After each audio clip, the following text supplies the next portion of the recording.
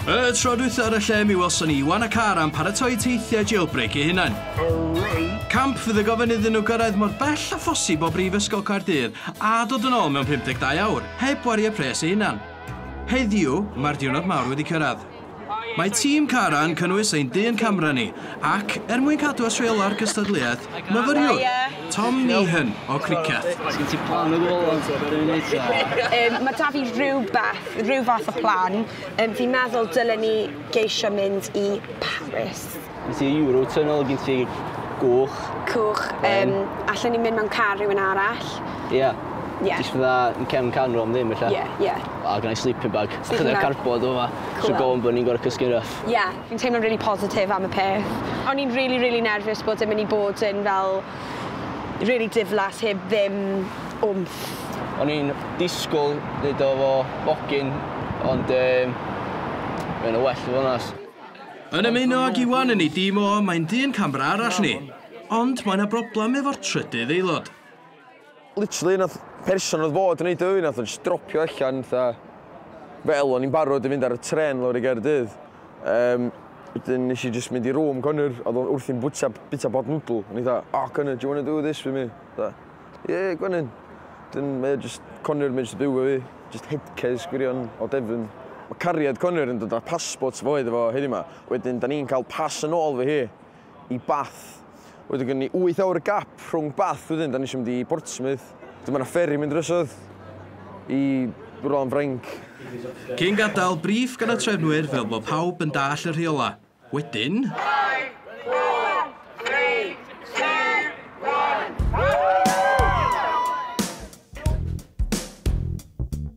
I think the girl, Kara, she'll be...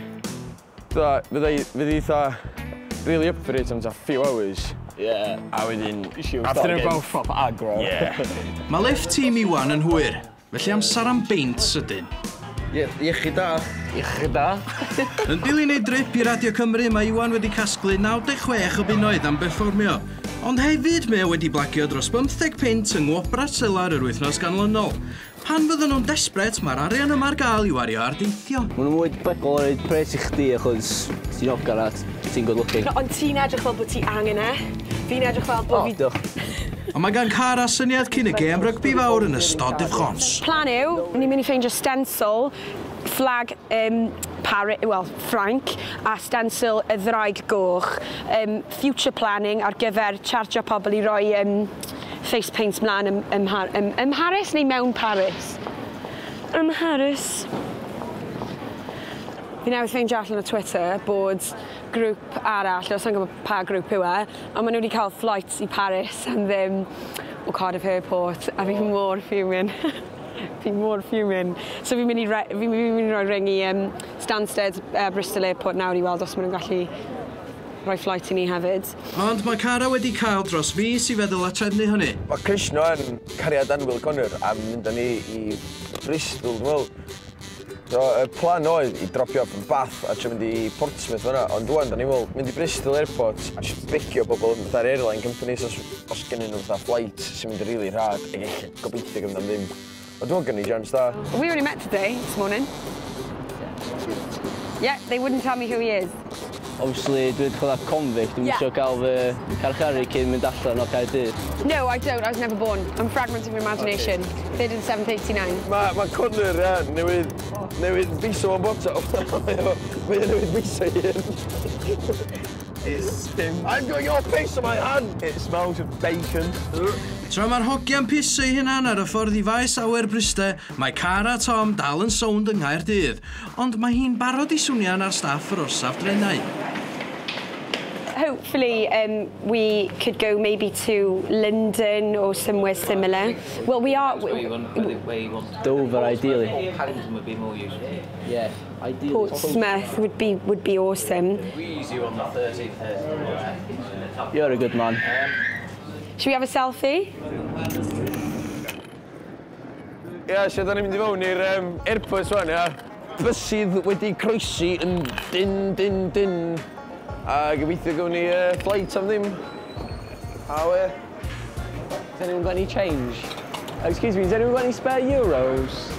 Dwi wedi bod yn toilet a mae chief wedi hel lot o bres yn ystod yr amser dwi'n toilet. Na iawn. O'n i'n meddwl sy'n i'n stop Caerdydd am lot hirach na o'n i. Hirach na 2 awr? Trio National Express, rhywbeth, ryw coaches ma, trio uncle fi, trio ffrind, trio popeth. A ni'n neud signs nawr jyst i paratoi fel bod pobl yn gallu weld o bellter. So, ella wneud nhw approachio ni, lle bod ni'n approachio nhw o hyd. Da ni bach o stuck ar y bryd, a da ni'n gobeithio gael rhywbeth a flight o'r airport yn Bristol. Ond yn yr i foi yma, oedd yn gweithio nhw, oedd ni'n bach o fastad rili. So da ni am drio blagio lift wan. Sa neb yn isio ar y lift ni, mae pobl yn meddwl bod ni'n dodgy, ie. We were just wondering if you're going to town or anything, how we can just blag a lift. Yeah, no worries, I drop it down.